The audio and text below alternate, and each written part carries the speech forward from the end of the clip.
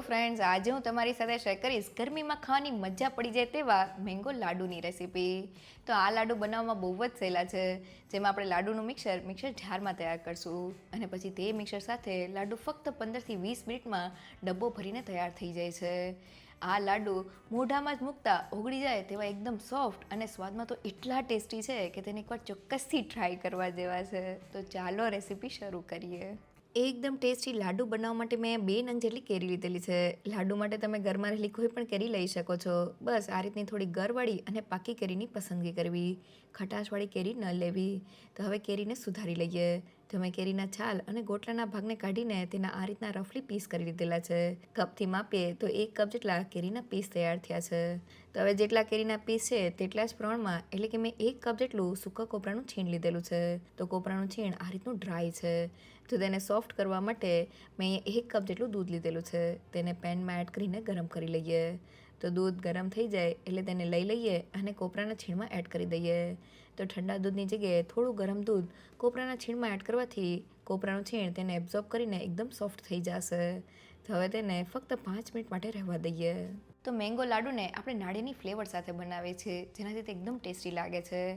આ લાડુમાં તમે તાજા નાળિયેરનો ઉપયોગ કરી શકો છો, પણ મેં તેને સૂકા કોપરાના છીણ સાથે બનાવેલા છે. સૂકા કોપરાનું છીણ થોડું ડ્રાય હોય છે, એટલે છીણમાં આપણે થોડું ગરમ દૂધ એડ કરી દેવાનું છે, જેથી દૂધ નાળિયેરના છીણમાં એબ્ઝોર્બ થઈ જાય અને તે એકદમ સોફ્ટ થઈ જાય. નાળિયેરના છીણને આ રીતના દૂધમાં પલાળવાથી લાડુ એકદમ સોફ્ટ અને મોઇસ્ટ તૈયાર થાય છે.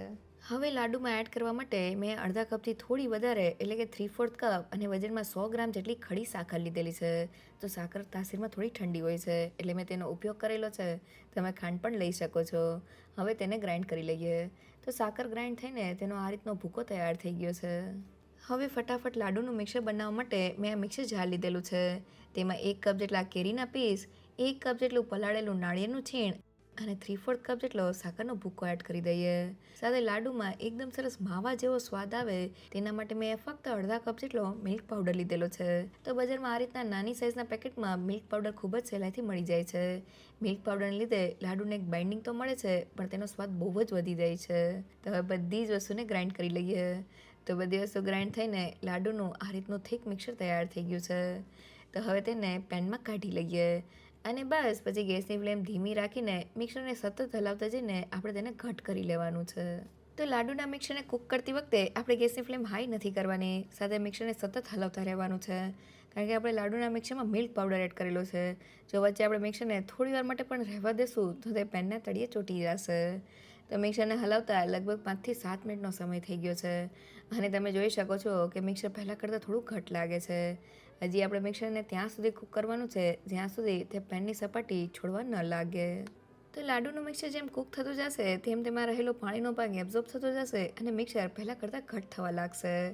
તો મિક્સરને કૂક થતાં 12થી 15 મિનિટનો સમય થઈ ગયો છે અને તમે જોઈ શકો છો કે મિક્સર એકદમ ઘટ થઈને પેનની સપાટી છોડવા લાગ્યું છે.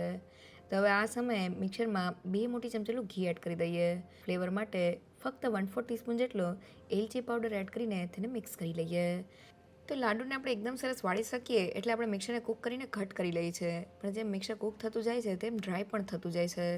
તો મિક્સરમાં ઉપરથી જ્યારે આપણે થોડું ઘી એડ કરીએ છીએ ત્યારે લાડુ 100% સોફ્ટ અને મોઇસ્ટ તૈયાર થાય છે. તો લાડુના મિક્સરને કૂક કરતાં લગભગ 20 મિનિટનો સમય થઈ ગયો છે અને તમે જોઈ શકો છો કે મિક્સર પેનની સપાટી છોડવા લાગ્યું છે. લાડુના મિક્સરમાં પરફેક્ટ બાઇન્ડિંગ આવ્યું છે કે નહીં તે ચેક કરવા માટે આ રીતની ચમચીને મિક્સરમાં ઊભી રાખી દઈએ. તો ચમચી એકદમ સારી રીતે ઊભી રહી જાય છે, મીન્સ મિક્સરમાં બાઇન્ડિંગ આવી ગયું છે. સાથે મિક્સરની સાઇડ્સમાંથી આ રીતનું ઘી છૂટું પડી જાય છે અને મિક્સરને ચમચામાં લઈને હાથેથી વાળીને જોઈએ તો તે એકદમ સારી રીતે વળી જાય છે, જે લાડુ બનાવવા માટે એકદમ પરફેક્ટ છે. ગેસની ફ્લેમ બંધ કરી દઈએ. હવે મેં લાડુના મિક્સરને પ્લેટમાં કાઢીને ઠંડુ કરી લીધેલું છે. લાડુ વાળવા માટે હાથને થોડો ઘીવાળો કરી લીધેલો છે. થોડું મિક્સર હાથમાં લઈને લાડુનો શેપ આપી દઈએ. તો મેં નાની સાઇઝનો લાડુ તૈયાર કરી દીધેલો છે. તેને થોડા સૂકા કોપરાના છીણથી કોટ કરી લઈએ. તો મેં અહીંયા બધા જ લાડુને તૈયાર કરી લીધેલા છે. તેને પિસ્તાની કતરનથી સજાવી લઈએ.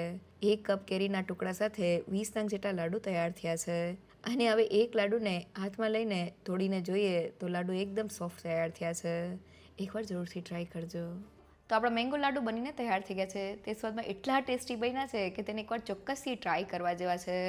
તૈયાર થતા આ લાડુને તમે એરટાઇટ ડબ્બામાં ભરીને બહાર 1 અઠવાડિયા સુધી અને રેફ્રિજરેટરમાં 15થી 20 દિવસ સુધી સ્ટોર કરી શકો છો. તે જરા પણ નથી બગડતા.